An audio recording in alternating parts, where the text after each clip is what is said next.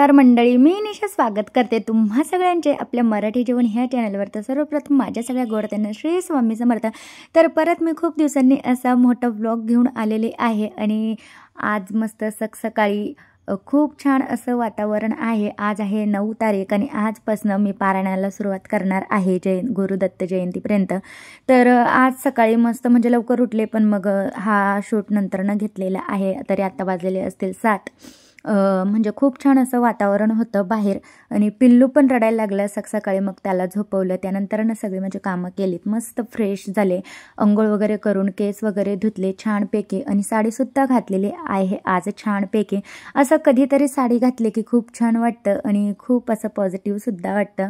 तर साडी कशी दिसते ते नक्की कमेंट करून सांगा। आणि मी किचनमध्ये असो किंवा कुठं पण असो, पण बाळ माझ्या मागच करत असतं, त्याला काय करायचं असतं काय माहिती, तो साडी ओढ हे ओढ असं करतच राहतो माझ्या अवतीभोवती।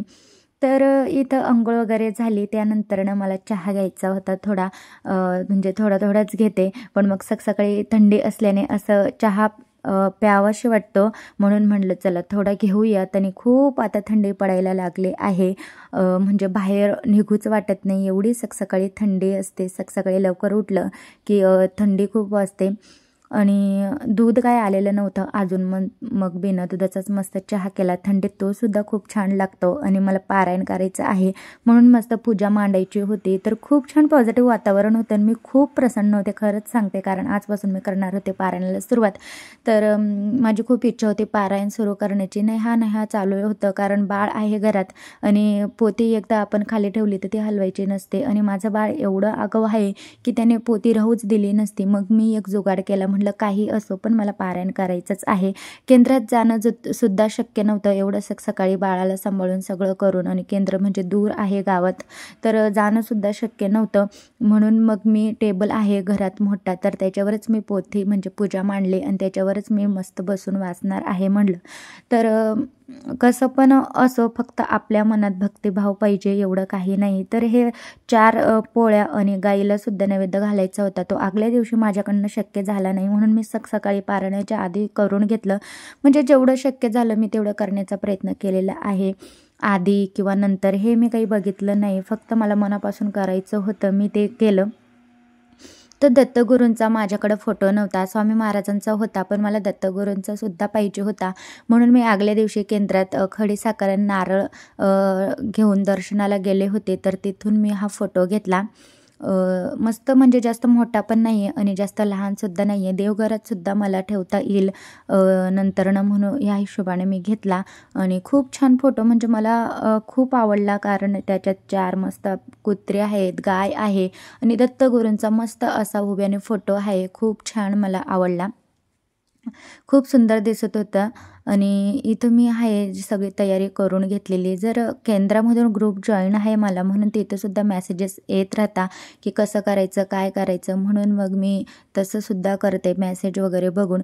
तर टेबल आहे, टेबलवर तो ग्रास जो मॅट असतो तो ठेवलेला आहे आणि त्याच्यावरच मी सगळी पूजा मांडते, कारण बाळ एवढं म्हणजे आगाऊ आहे ना, तो अजिबात खाली काही राहू देत नाही आणि मला तर पारायण करायचं होतं, म्हणून मी हा जुगाड केला। तुम्हाला जुगाड कसा वाटला ते कमेंट करून नक्की कळवा।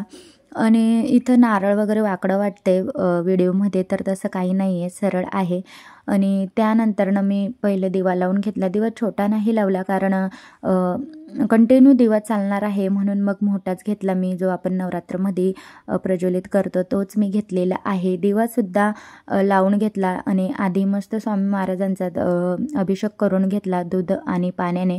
पंचामृत काय नव्हतं माझ्याकडं, पण मी दूध आणि पाण्याने नेहमी करत असते महाराजांचा अभिषेक, तर आजसुद्धा मी तसं केलं। आणि मस्त मी मोगऱ्याचं स्मेलवाला परफ्यूम अत्तर आणलं होतं, ते सुद्धा लावून घेतलं छानपैकी, कारण स्वामी महाराजांना अत्तर खूप प्रिय होतं असं आहे म्हणतात।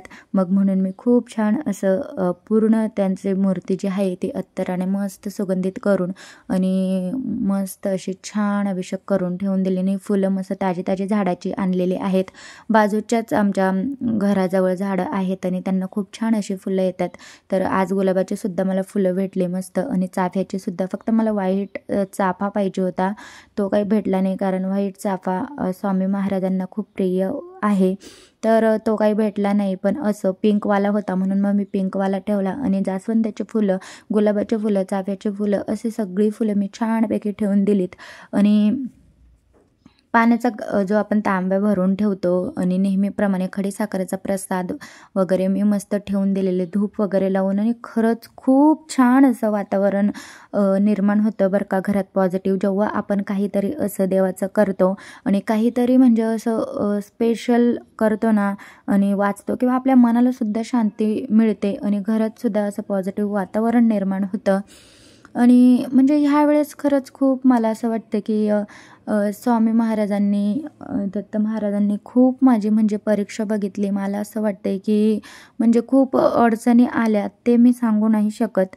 पण तरी मी एक निश्चय केलेला मनात की मला पारायण करायचं आहे, म्हणजे करायचंच आहे.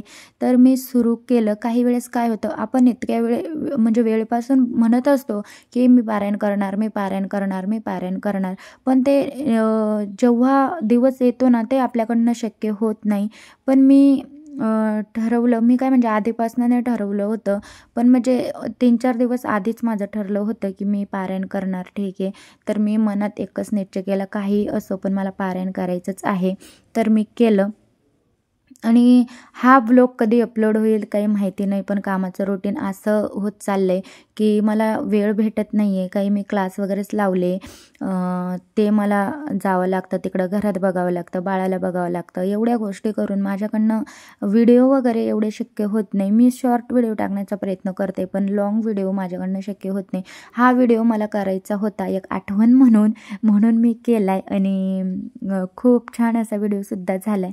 तर मी संकल्पसुद्धा करून घेतला, कारण बिना संकल्पाची कोणती पण सेवा म्हणजे करू नये असं म्हणतात. म्हणून मला संकल्प तर करायचाच होता आणि मी केलासुद्धा. संकल्प माझा थोडा वेगळाच होता. ते संकल्प करता करता मी थोडे भावूकसुद्धा झालेले, कारण दत्त महाराजांकडनं मी ही गोष्ट मागितलेली आहे संकल्प करून. आणि त्यांना बोलले की माझं एवढं पारायण निर्विघ्नपणे पार पडून द्या.